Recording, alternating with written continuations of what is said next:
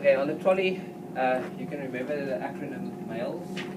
Okay, where M stands for masks. You want masks of different sizes. And for adults, we usually use 3 to 5, 3, 4, and 5 sizes.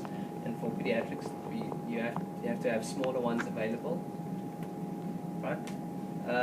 For the A, you have to have airways. Where's your book? I can never remember this. Under masks and McGill's. I think there's a McGill's forceps here. On McGill's forceps, you can have a look in theatre. It's this little forceps that we sometimes use to thread the tube through the cords. Okay, so you should have a McGill's forceps available. You should have masks of different sizes available. Okay, then you should have an airway available, Vidal airways. Which I don't see here. Okay, Vidal airways is just the oropharyngeal airways that we put in. Okay, if the tongue falls back and you've got an obstructed airway and you can't ventilate the patient, then you can put in a Vidal airway to ventilate the patient. Right, and there's got to be an ambivag available. So, for if the ventilator fails or the machine fails, you've got to have an ambivag available. Right, and you've got to make sure that the ambivag is working, the valves are working properly. Right, and preferably it's got to have a reservoir bag at the back so that you can ventilate with 100% oxygen.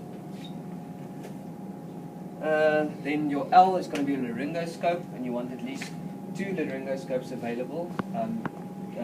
2 handles, so that if the one battery goes or the one light fuse goes, then you want to have a second one available, and you want to have blades of different sizes. Okay, so for adults we usually use blades between 3 and 5, and for kids we use blades from 0 to 3.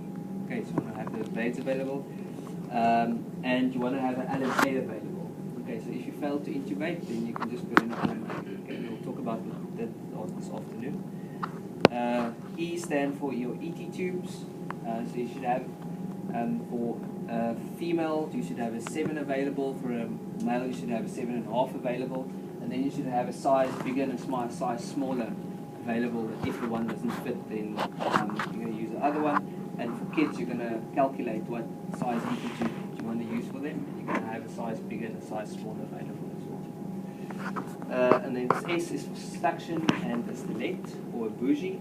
And all a stilette or a bougie does, it's just a pliable plastic tube that you can use to angulate the tube if you need to angulate it upwards or anteriorly or posteriorly or something. Okay, just something that you should have handy. Now for the suction, you want the suction to go at least to about minus 40 centimeters of water. Okay, and you want it to go up quite rapidly. Okay, so it should go up within 5 seconds. It should go beyond 40 centimeters of water. Okay, for it to be proper suctioning. Okay. The other way to test it is to hold it a meter above the ground. Okay, and it should suck onto your hand and stay over there a meter above the ground. Okay. And then you should have a Yankauer suction tip available, and if you need to suction the patient. Right. And then lastly, before we end, you also have to check that you've got a defibrillator available. You've got to know what type of defibrillator it is, if it's a biphasic or monophasic. You've got to make sure that it's tested and it's plugged in, and that you know how to use it. Right. But you'll talk about the defibrillators when you're doing the CPR part. Any questions?